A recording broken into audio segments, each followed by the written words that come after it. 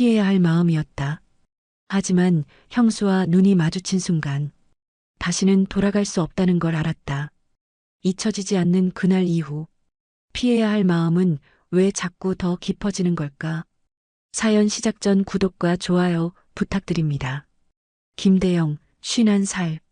경제적인 어려움과 병든 어머니 문제로 갈등이 끊이지 않았던 결혼은 결국 끝을 맺었다.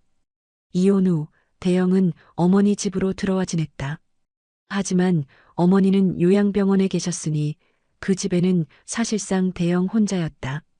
김순애, 55. 무뚝뚝하고 거칠던 남편 곁에서도 묵묵히 시어머니를 챙겨왔다. 그러다 갑작스러운 사고로 남편을 잃고 홀로 남아 시어머니를 돌보며 살아왔다. 순애는 여전히 어머니의 집을 챙겼다. 어머니가 애지중지 가꾸던 화분에 물을 주고 손때 묻은 가구들을 닦아내며 집이 늘 사람 사는 집처럼 보이도록 했다. 그 집에는 이제 대영이 살고 있었다. 이혼 후 홀로 지내는 도련님이 괜히 마음에 쓰여서 순애는 그의 냉장고에 반찬을 채워넣고 밀린 빨래며 집안일까지 살뜰히 챙겨주곤 했다. 대영은 처음엔 그저 고마웠다. 형이 세상을 떠난 뒤에도 변함없이 어머니를 그리고 자신까지 챙겨주는 형수가 대단하다고 여겼다. 하지만 요즘 들어 마음이 이상했다. 혼자 사는 자신을 형수가 신경 쓰고 있다는 걸 느낄 때마다 알 수 없는 감정이 스며드는 것이었다. 그게 존경 때문인지 아니면 다른 이유 때문인지 스스로도 확신할 수 없었다. 대영은 가끔 형수가 두고 간 반찬통을 꺼내 밥을 먹곤 했다. 늘 정갈하게 담긴 반찬은 혼자 사는 그의 밥상을 채워주었다.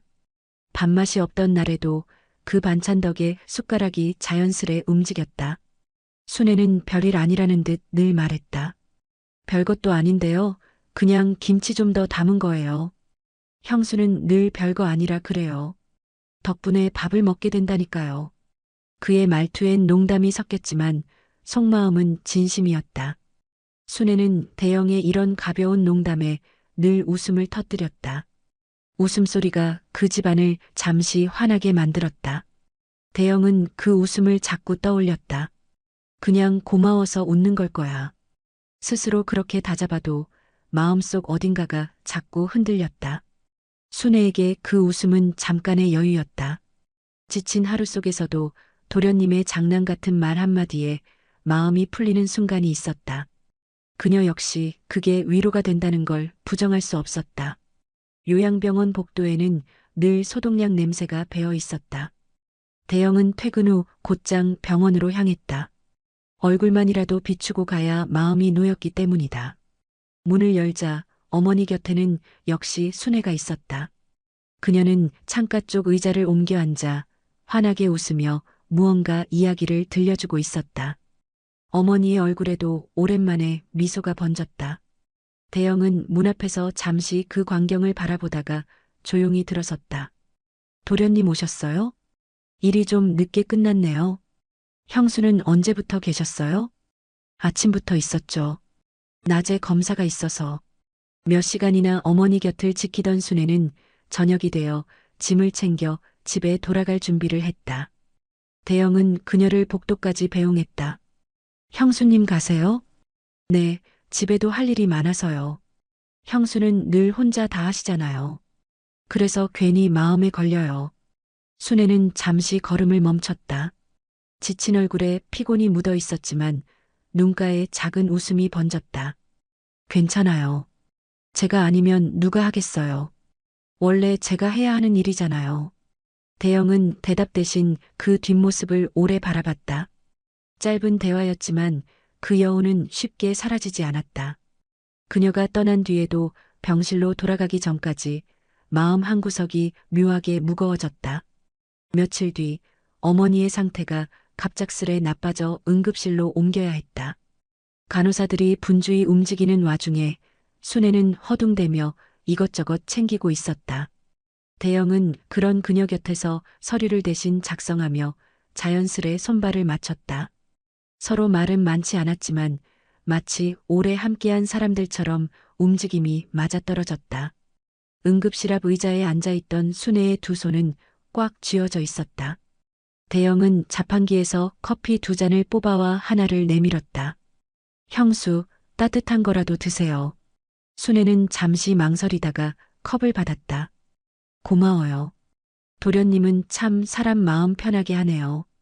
짧은 말 한마디였지만 대영의 가슴은 순간적으로 뛰기 시작했다. 왜 그런지는 알 수 없었다.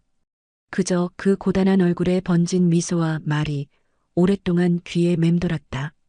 그날 이후 병원에서 마주치는 시간이 조금 더 길어졌다. 같은 병실을 드나들며 눈길이 스치고 짧은 대화가 이어지고 작은 웃음이 오갔다. 남들이 보기엔 그저 당연한 보호자와 가족의 모습일 뿐이었다. 하지만 두 사람 사이에는 설명하기 어려운 감정이 조금씩 쌓이고 있었다. 병원에서 나와 밤거리를 걷는 길, 공기는 축축하게 눅눅했다. 순애는 작은 가방을 메고 천천히 발걸음을 옮겼다. 대영은 마치 당연한 듯 그 옆을 따라갔다. 형수, 택시 타시죠. 밤늦게 혼자 가시기엔 좀 그러니까요. 걸어가도 돼요. 집까지 멀지 않으니까. 그래도요, 하루 종일 병원에 계셨잖아요. 조금이라도 편하게 가셔야죠. 순애는 고개를 저으며 웃었다. 괜찮아요. 익숙한 일이에요. 근데 도련님은 왜 이렇게 늦게까지 남으세요? 피곤할 텐데. 어머니 곁에 있어 드려야죠. 그리고 형수 혼자 두고 가는 게 더 마음이 불편해요. 짧은 정적이 흘렀다. 순애는 가로등 불빛 아래서 잠시 그를 바라보다가 시선을 돌렸다. 도련님은 참 이상해요. 시덥잖은 농담만 해도 웃음이 나고 이런 말 들으면 괜히 마음이 흔들리네요. 대영은 순간 대답을 하지 못했다. 그 말이 농담인지 진심인지 알 수 없었기 때문이다. 하지만 가슴 한구석이 묘하게 뜨거워졌다. 길 모퉁이에 작은 식당 불빛이 보였다. 순애가 발걸음을 멈췄다. 밥은 드셨어요? 아직이요. 그럼 간단히라도 먹고 가요. 혼자 먹는 것보다 낫잖아요. 식당 안 허름한 나무 테이블 위에 국과 찌개가 올려졌다. 순애는 젓가락을 내려놓으며 말했다. 사람은 혼자 사는 게 제일 힘들어요. 그 말에 대영은 잠시 멈췄다가 조용히 고개를 끄덕였다. 맞아요. 저도 요즘 그 생각을 자주 해요. 그날 저녁 둘은 오랜만에 따뜻한 밥 한 끼를 함께 했다. 겉으론 아무렇지 않은 대화였지만 그 사이에 스며든 공기는 예전과는 달랐다. 존경과 위로 그리고 설명하기 어려운 감정이 묘하게 뒤섞여 있었다. 순애는 그날도 어머니 집을 들렀다. 대영은 평일이면 늘 회사에 가 있으니 집엔 혼자일 거라 생각했다. 반찬 몇 가지를 냉장고에 넣고 쌓인 세탁물을 챙기고 방바닥을 훑어보았다. 늘 그렇듯 어머니가 살아계셨을 때처럼 집이 정갈하게 보이길 바라는 마음이었다. 그렇게 냉장고 안쪽을 정리하다가 그만 김치통이 기울어지며 국물이 흘러내렸다. 치마에 붉은 국물이 쏟아져 그대로 얼룩이 번졌다. 순애는 순간적으로 얼굴을 찡그리며 치마를 붙잡았다. 어휴, 이걸 어쩌나. 바닥까지 번질까 급히 치마를 벗어들고 욕실로 들어갔다. 찬물에 대충 손빨래를 하며 연신 한숨이 흘러나왔다. 잘 안 지워지네. 찬물에 부지런히 문질러 얼룩을 빼고 물기를 손으로 꽉 짜낸 뒤 욕실 수건거리에 걸어두었다. 옷이 젖은 채로 입을 수도 없으니 수건으로 몸을 둘러가리고 나왔다. 그 순간 소파에 앉아있던 대영과 눈이 마주쳤다. 회사 안 가셨어요? 오늘 주말이라 집에 있었어요. 순애는 얼굴이 붉어져 말을 잇지 못했다. 대영은 눈길을 피하지도 못한 채 멍하니 서 있었다. 짧은 순간이었지만 그 공기는 오래도록 지워지지 않았다. 그날 이후 대영은 자신이 느끼는 감정을 더 이상 단순한 존경이라고 믿을 수 없게 되었다. 그날 이후 대영은 형수를 마주하는 게 쉽지 않았다. 눈을 마주치면 괜히 시선이 흔들리고 목소리를 내는 것조차 조심스러워졌다. 형수는 아무 일 없었던 듯 여전히 반찬을 챙겨와 냉장고에 넣어두고 세탁물을 정리해주고 갔다. 하지만 대영은 그 모습조차 다르게 보였다. 늘 봐오던 일상이었는데 이제는 전혀 다른 의미로 다가왔다. 밤 불 꺼진 집 거실에 홀로 앉아있던 대영은 그날 장면이 자꾸 떠올랐다. 수건 하나에 몸을 감싸고 나온 형수, 당황한 얼굴, 그리고 떨리던 목소리. 회사 안 가셨어요? 그 말이 귓가에서 계속 맴돌았다. 왜 이렇게까지 신경이 쓰이지 존경이라고만 생각했는데. 대영은 스스로를 다그쳤다. 형수다. 절대 안 되는 사람이다. 머리로는 수없이 다짐했지만 마음은 말을 듣지 않았다. 며칠 뒤 병원에서 우연히 마주한 두 사람. 순애는 평소처럼 담담하게 인사를 건넸다. 도련님 오셨어요? 네. 짧은 대답뿐이었지만 대영의 목소리는 어딘가 굳어 있었다. 순애는 그 미묘한 공기를 느꼈지만 애써 모른 척했다.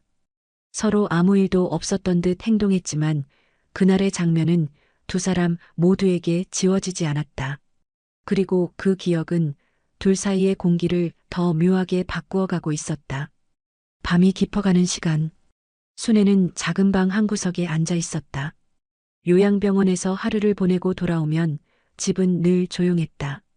불 꺼진 거실에 앉아 있자니 어쩐지 세상에 혼자 남겨진 기분이 들었다. 그때 휴대전화가 울렸다. 화면에는 도련님이라는 이름이 떠 있었다. 순애는 잠시 망설이다가 전화를 받았다. 형수, 아직 안 주무셨어요? 아직 못 잤어요. 왜요? 그냥 갑자기 생각나서요. 괜찮으신가 싶어서. 순애는 잠시 말이 막혔다. 누군가 안부를 물어주는 게 얼마만인지 기억조차 나지 않았다. 그 순간 마음 한쪽이 조금 무너져 내렸다. 괜찮아요. 늘 하던 일이니까요. 형수는 늘 그렇게 말씀하시네요. 그런데 전 알아요. 혼자 다 감당하시는 거. 짧은 침묵이 흘렀다. 순애는 휴대전화를 꼭 쥐고 있었다. 그 목소리 하나가 묘하게 위로가 됐다. 도련님은요? 혼자 사는 거 외롭지 않으세요? 외롭죠. 근데 형수 생각하면 덜한 것 같아요. 말끝이 흐려졌다. 순애는 대답 대신 가만히 웃음을 흘렸다. 둘 사이에는 아무 말도 오가지 않았지만 침묵 속에 더 많은 마음이 스며 있었다. 그날 밤 두 사람은 끊어진 전화 너머로도 오래도록 서로를 떠올렸다. 외로움 속에서 그 작은 대화는 예상치 못한 온기를 남겼다. 어머니 기일이라 가족들이 모였다. 상 위에는 정갈한 음식이 놓였고 친척들이 삼삼오오 모여 담소를 나눴다. 겉보기엔 평범한 제사 자리였지만 순애와 대영에게는 어색한 공기가 흘렀다. 순애는 부엌과 거실을 오가며 음식을 챙겼다. 대영은 옆에서 그릇을 나르며 자연스럽게 도왔다. 누가 봐도 시동생이 형수를 거둔다는 당연한 그림일 뿐이었다. 그런데 사소한 순간들이 마음을 흔들었다. 그릇을 건네다 손끝이 스치고 시선을 피했지만 잠깐의 정적이 남았다. 도련님, 그건 제가 할게요. 아니에요. 무거우니까 제가 옮길게요. 짧은 대화조차 다른 이들 눈엔 자연스러웠다. 하지만 두 사람만은 달랐다. 은근히 조심하는 목소리, 괜히 길어지는 눈맞춤이 스스로도 의식될 만큼 낯설게 느껴졌다. 모임이 끝나고 사람들이 하나둘 돌아간 뒤 집안은 조용해졌다. 순애는 마지막으로 상을 정리하다가 대영과 마주쳤다. 술잔을 치우던 그의 손이 잠시 멈췄다. 오늘 형수 혼자 고생 많으셨어요. 괜찮아요. 늘 하던 일이잖아요. 말은 담담했지만 순애의 목소리에는 알 수 없는 떨림이 묻어 있었다. 둘 사이엔 아무도 없었지만 오히려 그래서 더 긴장된 공기가 흘렀다.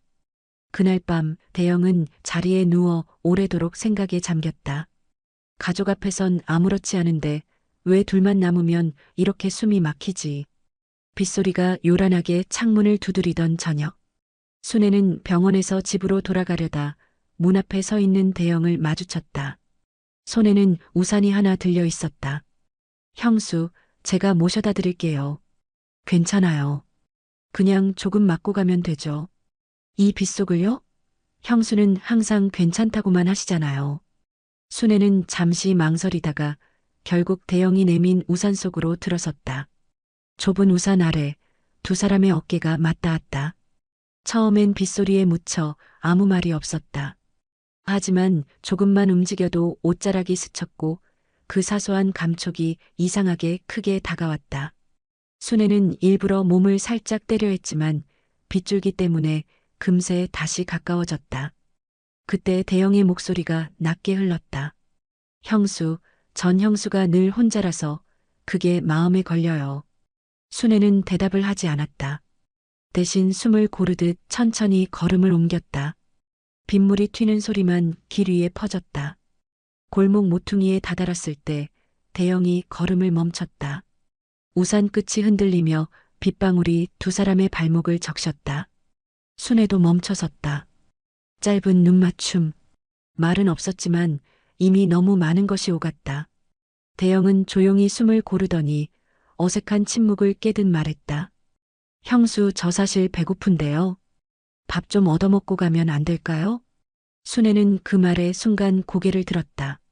장난처럼 들렸지만 그의 표정은 이상하게 진지했다. 짧은 망설임 끝에 순애가 대답했다. 들어와요. 마침 밥 조금 남은 게 있으니까.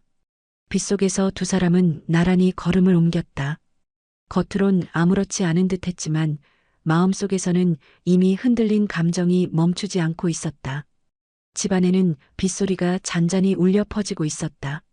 순애는 젖은 옷을 갈아입고 부엌으로 향했다. 냉장고에서 반찬 몇 가지를 꺼내 밥상을 차려냈다.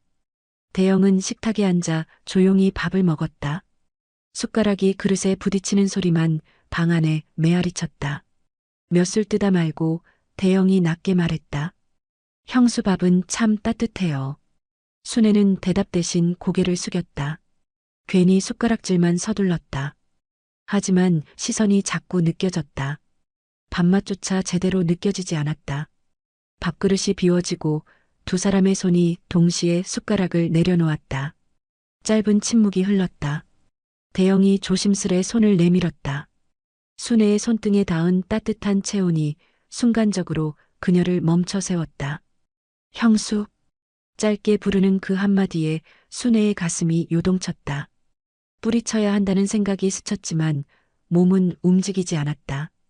대영은 천천히 그녀의 손을 감싸쥐었다. 순애가 고개를 들었을 때 두 사람의 눈빛이 부딪혔다. 오래 참고 눌러왔던 감정이 그 순간 무너졌다. 대영이 먼저 다가왔다. 입술이 닿는 순간 순애는 눈을 감았다. 거부하지 않았다. 오히려 온몸이 떨리면서도 받아들이고 있었다. 짙은 빗소리 속 두 사람은 서로를 끌어안았다. 긴 외로움 끝에 찾아온 온기였다. 존경과 동정, 위로와 그리움이 뒤섞여 더는 감정의 이름을 구분할 수 없었다. 방 안은 숨소리와 빗소리만으로 가득 찼다. 조심스레 시작된 손길은 곧 더 깊어졌다.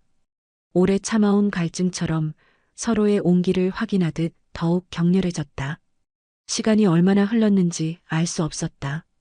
둘은 마침내 지쳐 숨을 고르며 서로를 안은 채 누워 있었다.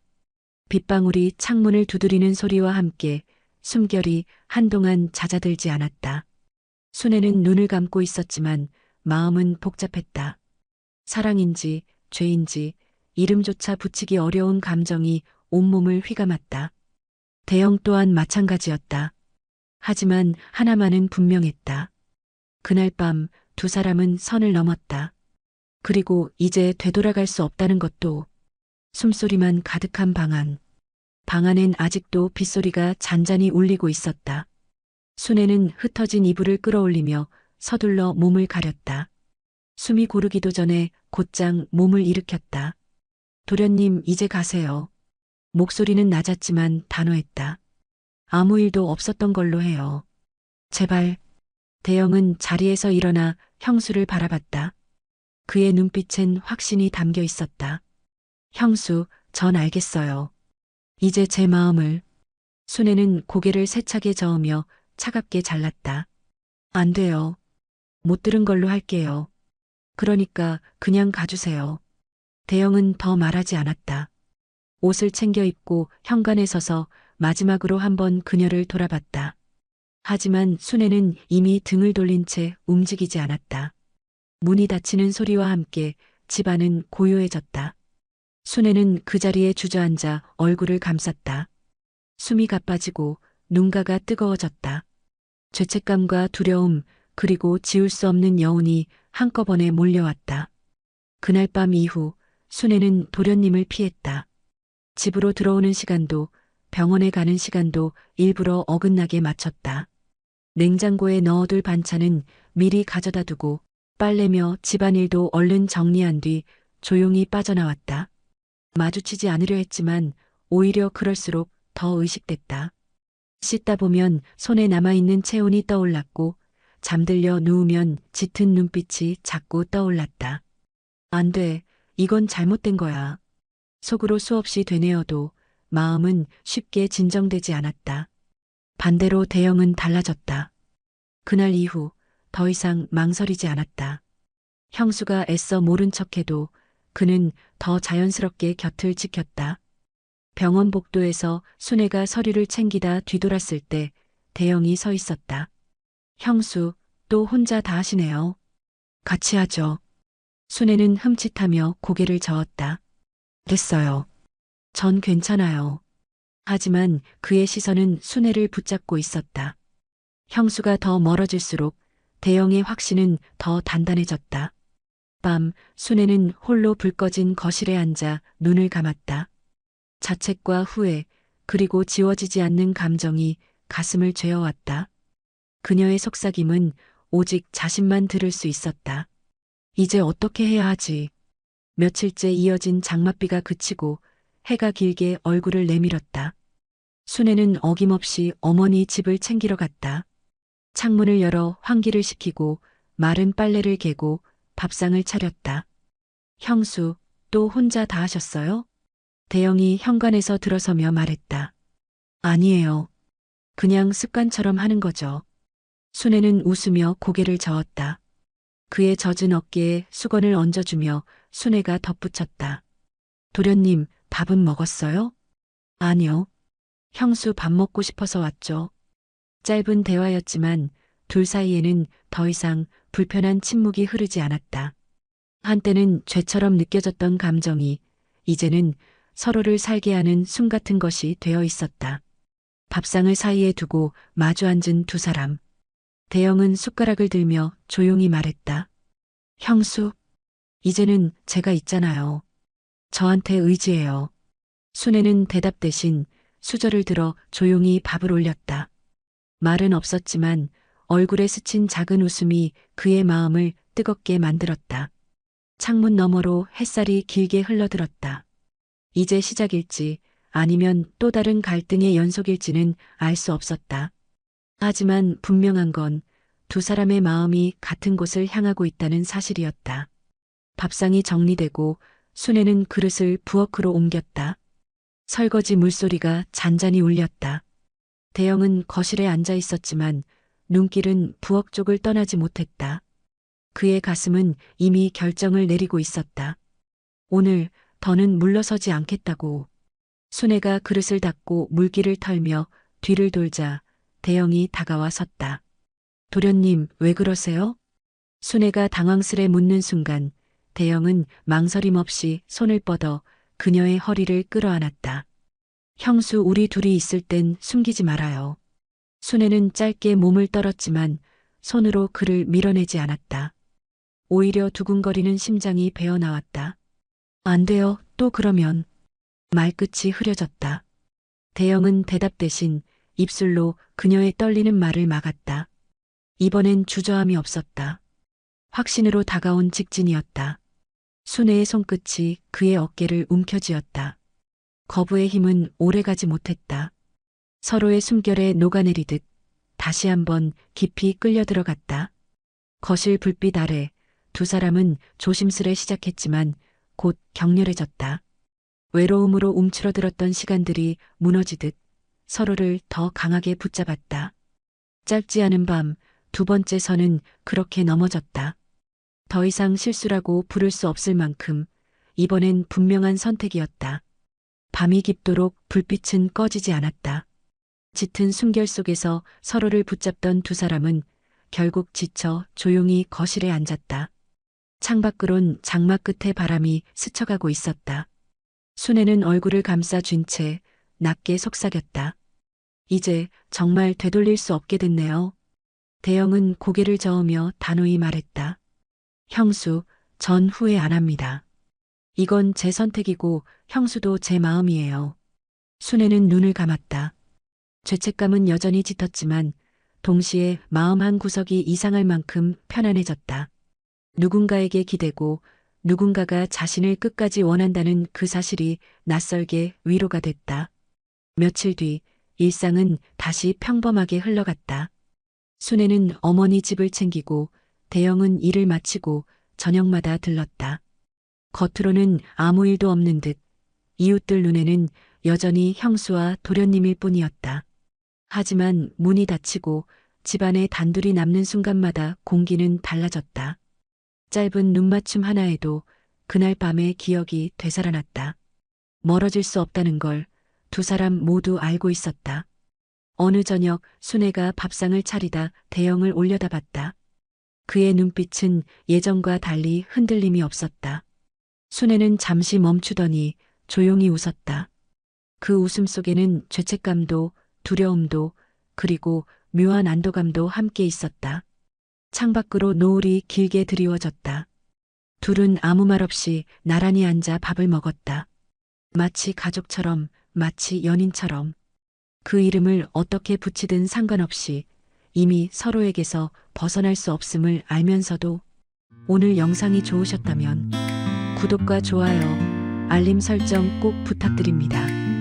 여러분의 작은 관심이 저에게는 정말 큰 힘이 됩니다. 오늘 이야기에 대한 여러분의 생각도 댓글로 들려주세요. 감사합니다.